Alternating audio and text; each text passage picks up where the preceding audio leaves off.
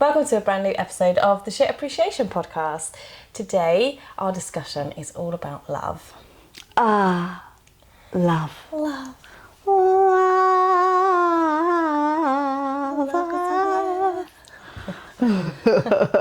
When do we really know what love is? Do you know what? I think love is so many different things. There's so many different variations of what love is. And I think, as human beings, we're told that it's this all-encompassing, all-consuming feeling within of just joy and appreciation and gratitude.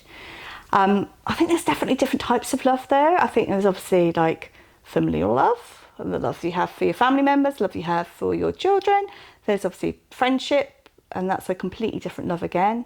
And then also you obviously have romantic love, and then you have self-love. And love for your children. I did say that. Yeah, but family and children's different for me. It's different for you. Yeah, of course it is. I don't think we truly know the meaning of unconditional love until we have children. I really don't think that we can love anything like bigger than our children. Your children. Yeah. Yeah, I guess. I mean, to be quite honest with you, I think if any of my kids committed any major crimes, I would still go and visit them in the slammer. Yeah. So that really is unconditional, isn't it? Yeah. Isn't it? And I think when we're growing up as teenagers, we're like, oh my gosh, I'm heartbroken and I'm in love. That's real. Like that is a real feeling. But I don't think when you compare it to a child and the love we have, and when we see our children in pain, it's like with grief. We mentioned this in a podcast before. Like the gift in grief is the knowing that we loved so deeply that we were able to do that. And it's, for me, similar with that kind of extreme is when we are younger, when we have a partner and we're heartbroken. We think it's really heavy and it's the end of the world, and it is, because that's our reality. But actually, when we have a child and we see them in pain, that's a completely different feeling altogether, though, isn't it? Yeah. It's a completely different feeling. And it's really funny as well, because I think there's definitely times in most people's lives where they've been in love. Yeah. I'm going to do a lot of this today, a lot of air quotes today, when we're in love. And then we end that relationship, and then we get into another relationship. We're like, oh my God, I never loved them. This feels completely different. This is completely new for me. This is a different feeling altogether from what I felt for that previous partner. But it's still a level of love, isn't it? It's just a different type of feeling. Yeah, and I think with each relationship, it brings us something different. Because I think we can be trauma bonded. So the love that we think is there is actually through trauma. So, for example, if we're attracted to quite a volatile relationship, the love we learnt as a child was chaos and drama and abuse. So therefore, we're now going to be trauma bonded to a partner that delivers that, but we label it as love. Whereas really, if we write the word love and then what that actually means, so it would be the support, the care, the feeling, that it's like a light feeling, isn't it, in the body? Well, that is for me. But actually, that's not what love is when you're in a trauma-bonded relationship. But it's what we think is love because our body it's familiar. Yeah, you can feel different levels of love. I think there are certain types of love which are the all-consuming, which there's a variation between love and infatuation, and it's kind of differentiating between the two. I mean, I always found I've definitely been infatuated in my life, and I was in love with the idea of what somebody could be or become in my life, but actually wasn't in love with that person within that current reality and in that current situation. So there's definitely different levels of that. But also I feel as I've got older, my understanding of what love is very different. I think we spoke about it on a previous podcast about that whole, people say, when I'm in love, I feel butterflies in my tummy. you know, which is clearly just anxiety. We're not meant to feel butterflies in our tummy. It's a really uncomfortable and unpleasant feeling. Why are we trying to strive to get these butterflies when actually it's not nice? My level of love now with my husband is the fact that I am completely myself at all times. I'm the same with Steve as I am with you, as I am with anybody else that I meet. I'm completely myself. So the love feels deeper.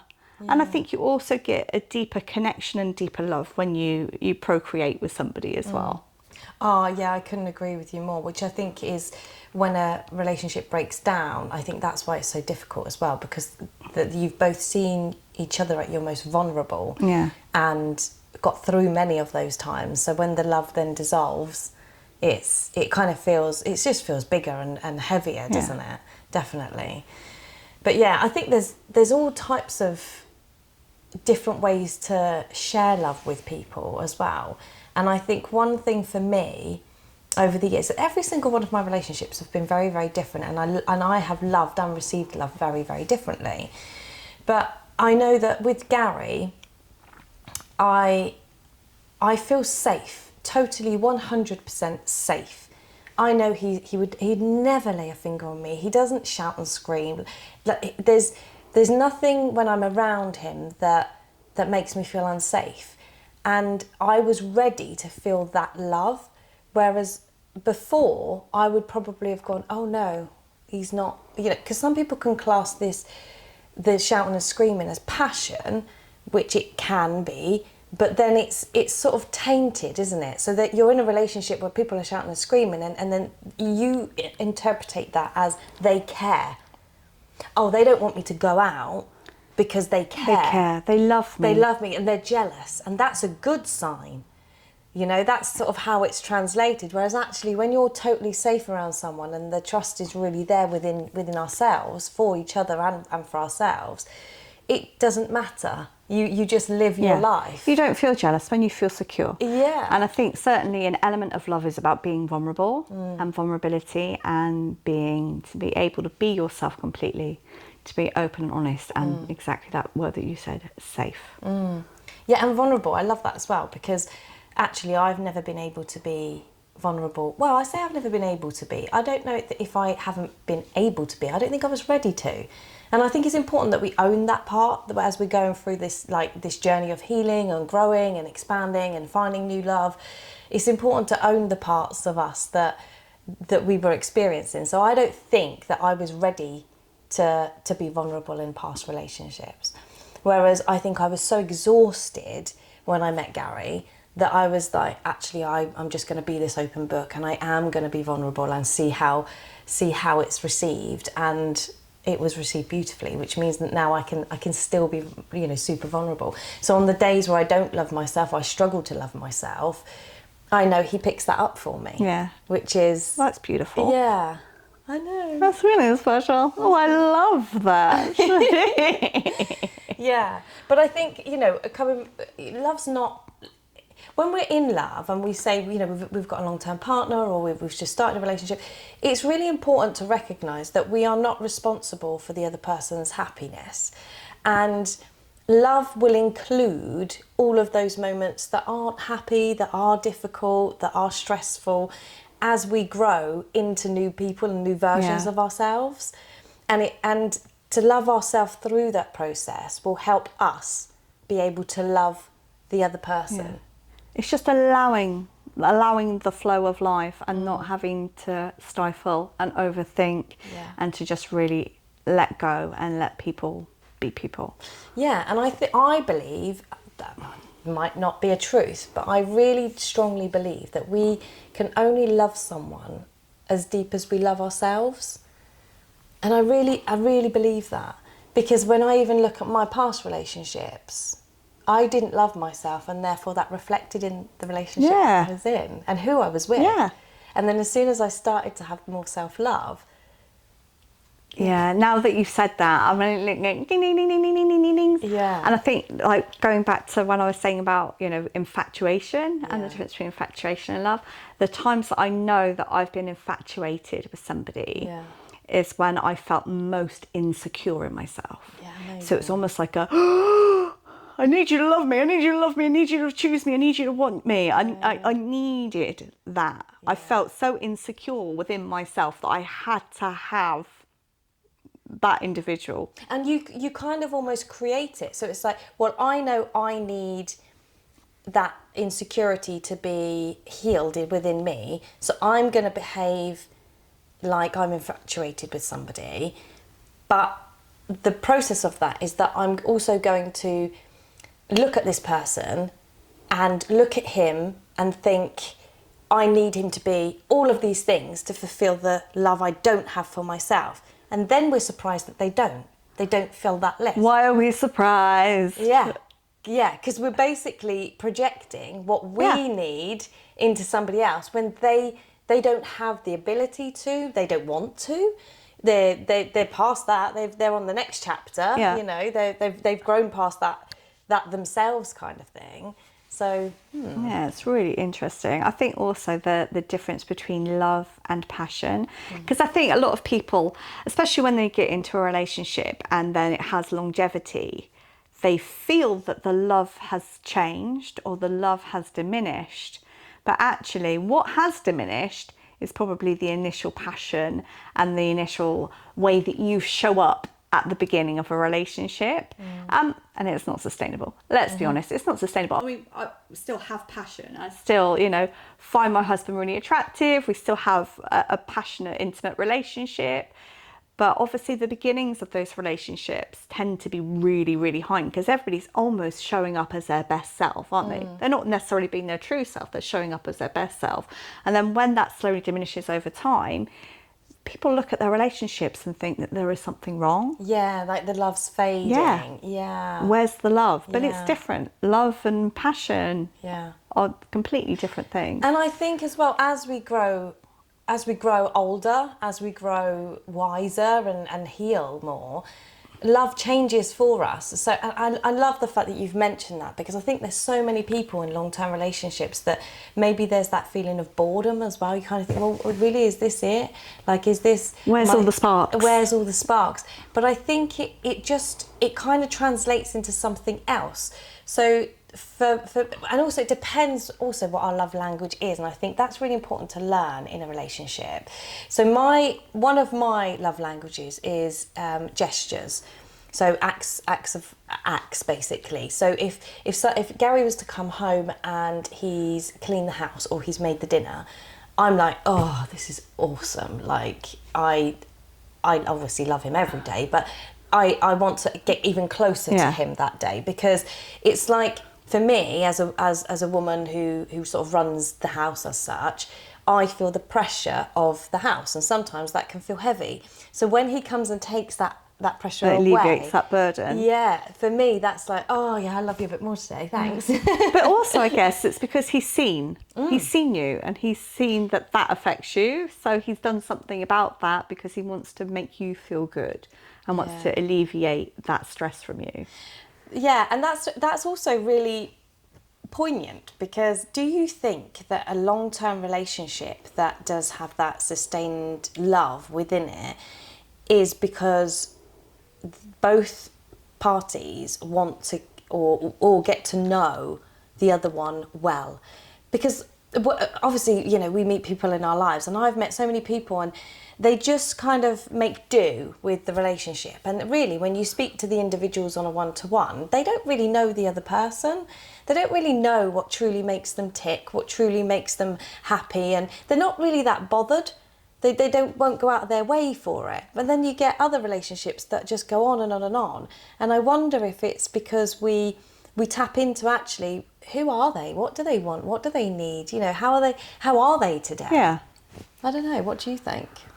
I think definitely to a degree. You kind of need to know how the other person operates and what makes them tick and what their love language is. So sometimes, you're going to find somebody whose love language can be completely different to yours, and that can feel a little bit alien, because if you're used to your love language being acts of service, I think my husband's is very much acts of service. He shows up and he wants to create a beautiful home. He, you know, his way is acts of service, whereas mine is gifts. Yeah. I like to give gifts. That's kind of Yeah. like my love language. Wow. But it's quite funny because even though his love language is acts of service, Yeah. I would love to receive gifts because I'm the gift girl. I like to give Yeah, but the that's ways what I that I mean. would like to receive. Yeah, but that's exactly what I mean. So he now knows that. So he's likely to buy you the gift, which although it's not something that he's going to tap into naturally because his is acts of service, that's exactly what I mean. It's the knowing. It's knowing what the other person wants. So I know my daughter, for example, she really struggles with physical touch. So if she's with someone where their love language is physical touch, that will be really tough for her. I do think there's ways that we can learn to be with these. It doesn't have to mean that it doesn't work. Yeah. But it's interesting, isn't it? Because I don't know what Gary's is actually. I feel like it is. I feel like it might be physical touch, but also gifts. I do think he loves a gift, and he also gifts himself a lot. So I think it's probably gifts, a mixture of gifts and physical touch, I think, with him. Yeah. And there's definitely many different layers. You don't just have one love language. I think it's quite funny, actually, that, you know, they're like, these are the love languages. Yeah. They're not necessarily gonna just have one. No. You know, there are going to be multiples. Yeah. And you know what? If you don't know what your partner's love language is, ask them. Yeah. And if they don't understand the concept of love language, just say, you know, what makes you feel good? Yeah. What can I do for you that makes you feel good? And then you'll find out. You'll find out what makes them tick. Another love language is quality time. That's massive for me. So I'm definitely a mixture of two, probably 2 or 3. Quality time for me. If I know that what I really love is if Gary has been invited out, for example, and he says no because he wants to spend time with me. It doesn't happen very often. It doesn't happen very often that he goes out. So he often does go. But when he does say no, I feel so special. It makes me feel so good that he's gone, no, I want to be with you. I want to spend some time with you. I'd rather spend time with you. That makes me feel amazing, like super loved. Super loved. Yeah, absolutely. I think, you know what? Now you say it, our partners are very similar. But Steve does that. Steve likes to spend time with his family. He turns down a lot of social engagements. And even though I'm kind of like, go, have fun, go do, he would much prefer to spend time hanging out, whether or not that's him just pottering around the house doing, you know, house stuff, because we've been renovating for 100 years. And but he's still physically there with the family. So yeah, that definitely could be another sort of thing. And it's that safety, isn't it? I think, so he obviously feels safe at home with you and the children.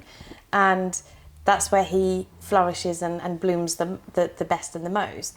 But when you said gifts, I just realised, it's just jogged my memory. Do you remember the podcast we did on ego?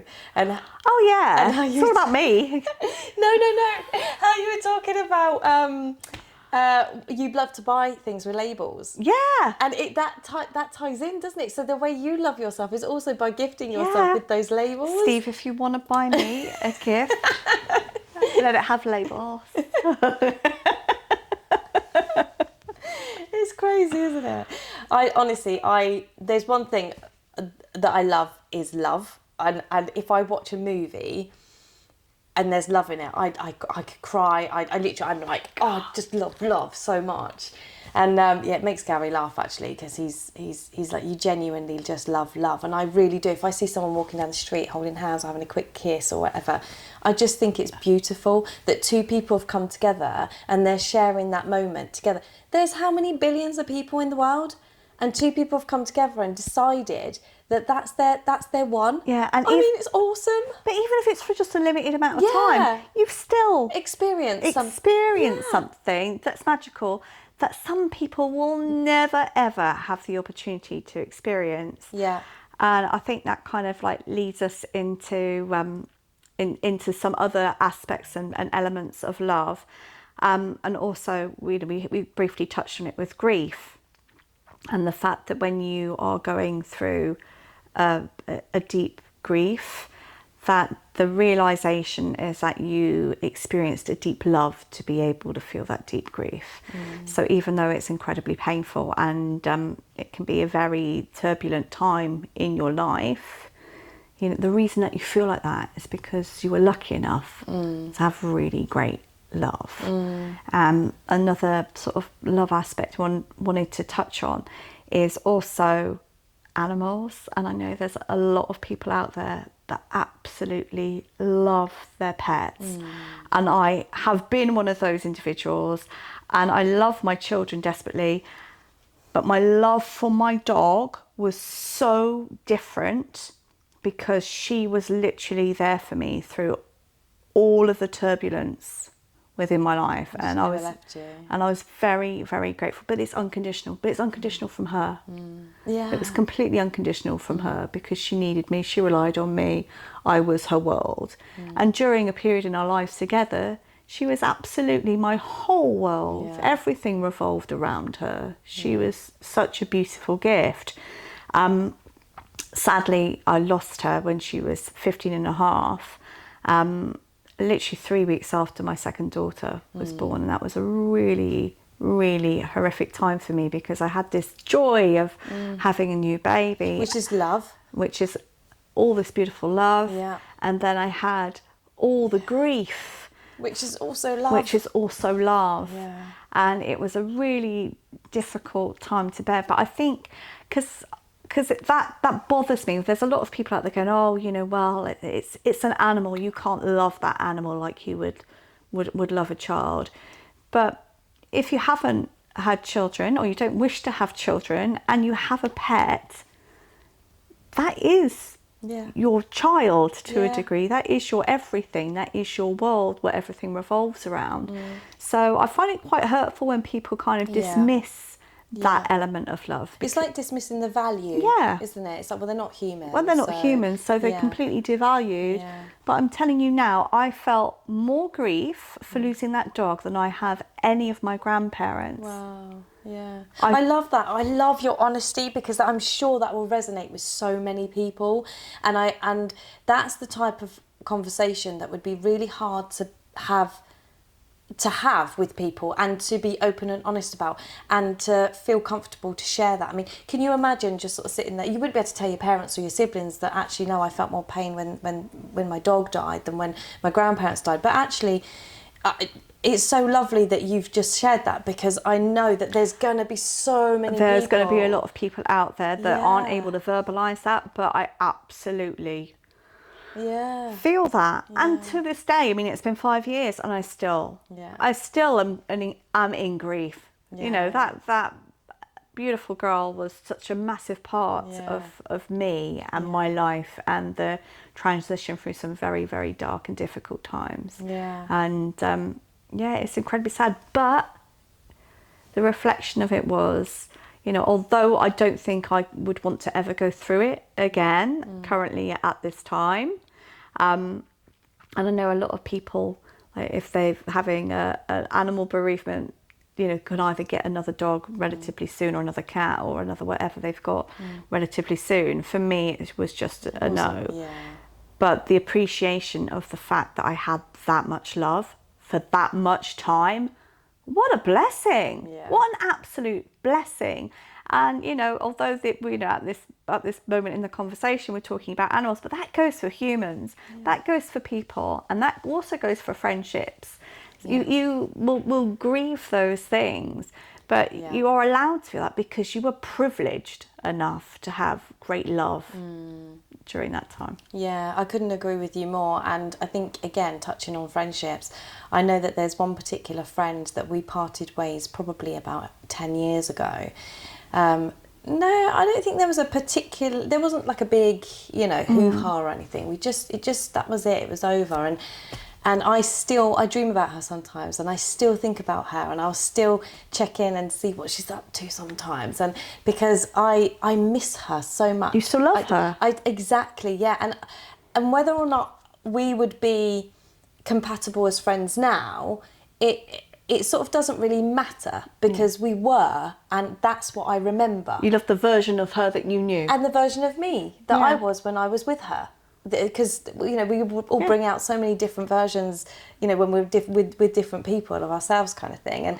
And the version of myself when I spent time around her, I loved her for that, and I loved who she was around me. And so, yeah, that's really, really important, I think, to touch on as well. The love and the friendship, the love and friendships and how they connect. And you can still love somebody, and I know it's such a cliche, but you can really love somebody and let them go. Yeah, absolutely. You know, if you are not in alignment anymore, or you have disconnect and something's happened within your relationships, within your friendships, and even with your family, it's okay to love somebody wholeheartedly and wish them well and let them go. Yeah, again, such an amazing point, because I think there's a lot of people at the moment, and has probably been for the past 2 or 3 years, where this whole no contact thing has come up a lot on social media, where lots of children are breaking contact with their parents because of, you know, they've got their reasons, and lots of people will say, well, you've only got one mum, you've only got one dad. Well, they've only got one me, and they've only got one you. So it's a really important subject to touch on, because you can still love your parents and also not have contact with them. And not necessarily like them. And not like them if you don't want to, you know. So, yeah, I know that's something that, that's in my life at the moment that I'm navigating. It's really interesting. So that's why I think I pulled it up with you. But it sometimes sounds a little bit contradictory. But you can love somebody and not like them. You know, you can have an emotional connection. I'm sure there's also parents out there who may not like their children, you know, and that's probably quite a little sore spot, because just because we have these children and we love the bones of them and they are amazing and they are our everything, there are obviously going to be, you know, times where you may not necessarily like who your child turns out to be. 100%. It doesn't mean that you can't love them, but it doesn't mean that you have to like them. Yeah, and the responsibility of a parent is obviously to parent our children. And for me, that means guiding them, supporting them, you know, allowing them to grow into that version of themselves, the little people that they are. But also, one thing that we forget is that they're also influenced by external sources as soon as they get to secondary school. Well, always, but when they get to secondary school, it's a huge impact on them. Great, can't wait. Yeah, it's not an easy transition. You know, they do very much become very independent, and they sort of, it can really feel like it's like, well, that's not really. I don't bring you up to do that. Why? Who are you? Why are you making that decision? And you're absolutely right. Sometimes it's all right to look at your kids and go, "You're a little shit. I don't like you today." Not obviously, I mean, I wouldn't tell my kids that, but to feel that, like, of course that I love you, that is absolutely, you know, of course I love you, but I really don't like you. I mean, this is an extreme. This is an extreme, but there will be people out there that are living this existence at the moment. But if your child has done something very bad, has either committed a serious felony, has ended up hurting somebody and you know, taking their life, you can still love them. Yeah. But obviously, you know, there are going to be parts of their decision making and their journey that you are not going to like. No. But it's okay. It's okay that, you know, if you're in a situation where, you know, your child has done something bad or your parent has done something bad and you still want to go visit them when they're, you know, in a penitentiary and you want to go and be with them because you still love them. It doesn't mean that you have to support everything that they do. And that's what real love is. Yeah. It is loving somebody for, you know, the bones of them, their soul, but you don't have to love what they do or how they behave. Yeah. Yeah, or agree with any of it. You don't have to agree with any of the decisions they've made. I think drugs is an interesting sort of subject to drop in here as well, because as children grow older, nowadays it seems to be a really, well, I don't know, it just seems to be fashionable to go out and get off your face, which as a parent looking in, and the love that we have for that child is just like, oh, like, please don't. But actually, that's another situation where it's okay to love your child unconditionally, but protect yourself because you love yourself. Having that boundary for yourself to go, I love and honour myself, and I deserve to have that boundary of going, this is the decisions you're making. I love you. I don't agree with you. This is causing a knock-on effect, so therefore you can no longer be here, or you know, that's, you're gonna have to move out, or whatever. It's okay to do that, to have that. It like you said, it's that mixture, isn't it? It's that I love you, I don't like you, and I don't like your decisions at the moment. Yeah. And that's okay. It really is okay. I think to a degree we all kind of think, well, if you love somebody, you have to accept them for everything that they are and everything that they do and all of their opinions. You don't at all. Actually, accepting other people's thoughts and ideas and opinions is really what love is, and accepting that we're all going to be different. Our children, our parents, our partners are not going to think the same way that we think. We're all individuals in that respect, and of course you'll have some coalitions where everything, you agree on the same types of things, or you've got the same morals and the same ethos. But fundamentally, love is accepting all of those things, good, bad, and indifferent about somebody or something. Yeah. Which is really interesting, because I know that there's a lot of parents out there, when they do have teenage children, they really struggle with watching them grow into their own person, their own character, their own sort of independent being. And it is difficult to watch that happen, because it's not necessarily the person that you would imagine they would be. But part of loving them is allowing them to discover that about themselves. And to let go a bit. Let go of them and allowing them to make those mistakes. That is actually love. I mean, the amount of times I've said to my children, that's really not a good idea. I'd really rather you didn't do that. And they've gone and done it. And they've come back and they've gone, oh, and I've gone, okay, so what have we learned? Yeah. Like, I'm not here to prevent you from living your life, because I love you, and I'm only here as a point, as a home point for you to come back to. I'm not here to live your life. You come back to me when you need me at this point. But I do love you enough to want to always try and guide you into making those decisions so you don't keep fucking up. But actually, they need to do that. I needed to do that. I made some awful, terrible decisions in my life. Haven't we all? Haven't we all? Yeah. But again, you learn, that's how you develop your own personality, isn't it? Yeah. It's by making these absolute fuck ups. And interestingly, I think by doing that, when we come back from them and we meet ourselves with love and compassion for the stupid sort of decision we made, that love there then heals that part. Do you know what I mean? Like, so that by making that mistake, by making that decision, and then it being a decision that has big consequences, the self-love we then give to ourselves makes us then grow into a better person to then love somebody else. Yeah, so it's literally giving love to ourselves. Yeah. So it's almost like replenishing the stocks. Yeah. Because realistically, sometimes you just feel like you've got nothing to give. Yeah. But actually you have to give the love to yourself so that you can give it back out, and then you can are able to receive it again and then take it back in and give it back out. Well, here's an example actually. Quite often when a mum is at home with her children and she's struggling, what does another woman tell her? Guaranteed her friend will come in and go, oh, you need a day at the spa.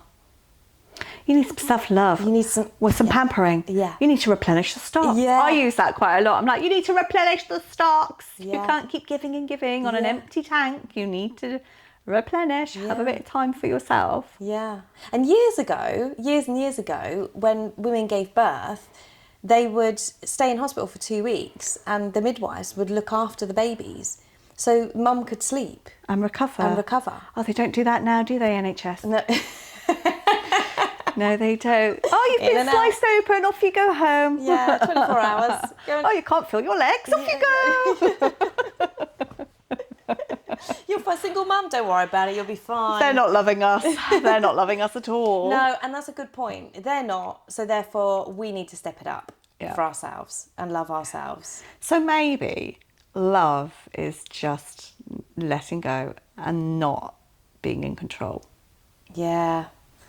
Do you know, when you say that, my body just goes, yeah, because I think I can't talk for men because I think it's a very different story and feeling and idea for men. So I don't know.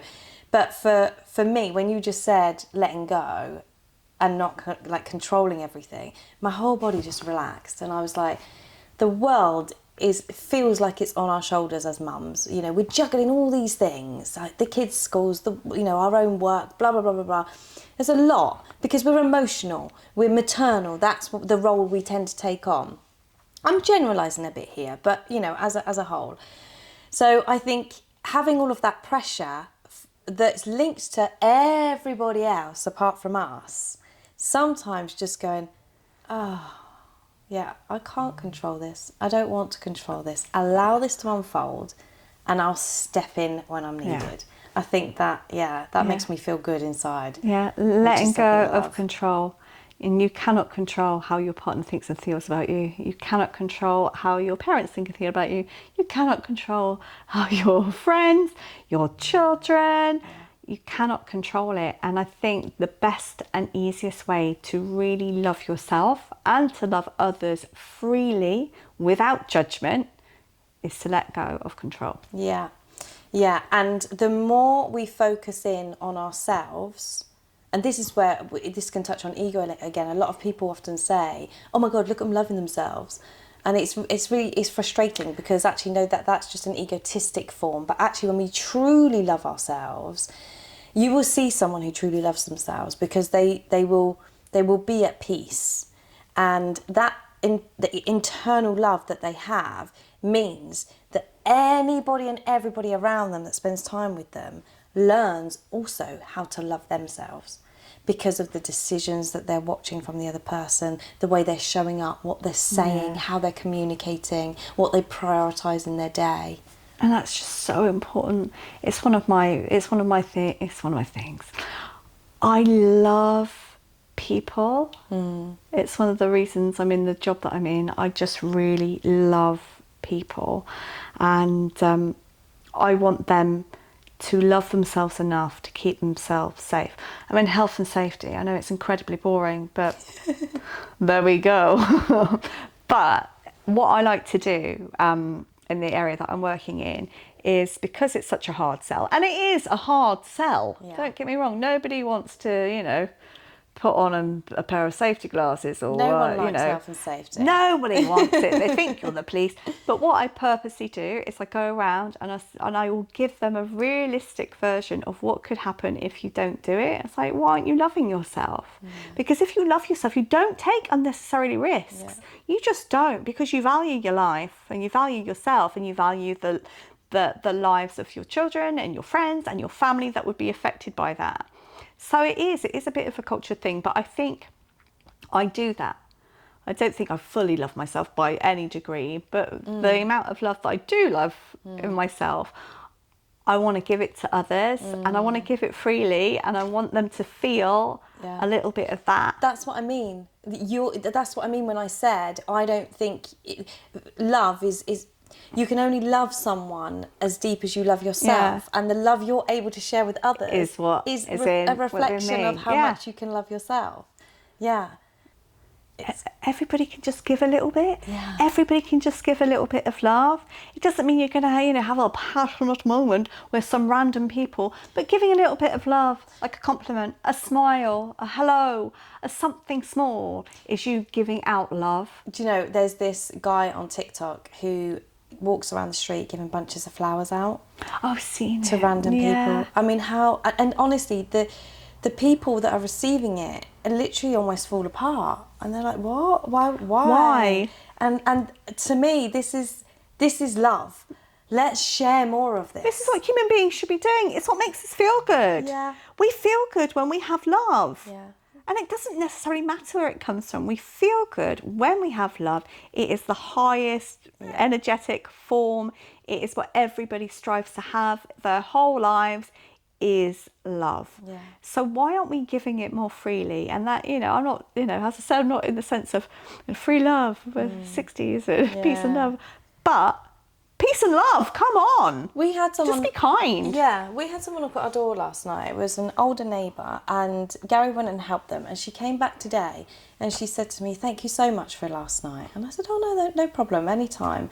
And she said, "Thank you." She goes, I don't want to, moan. She said, "But I'm on my own, and, sometimes it can..." I said, "Look, anytime, just pop over." I said, "We're neighbours. We should be leaning on our neighbours."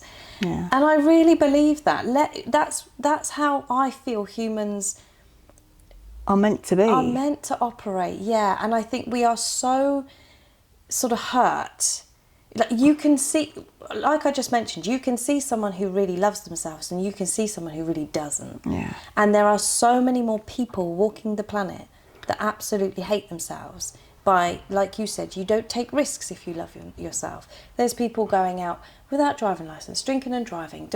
It's on self-destruct. Literally on self-destruct. And that's a reflection of what they feel about themselves. So when they get into a relationship, that minimal amount of love they have is what they're going to give, which is absolutely nothing. They're not replenishing the stocks, therefore they're literally giving nothing. They're just, so therefore it's a toxic relationship. And then we all wonder and go, well, why? And, then we relabel that. I've gone full circle, but we relabel that as, well, this is love. It's like, no. But also I think as well that it's very difficult to receive it back when you feel like that. 100%. You can literally be bombarded with a gazillion love bombs. I mean, love bombs, not a positive thing. But yeah, you wouldn't see it.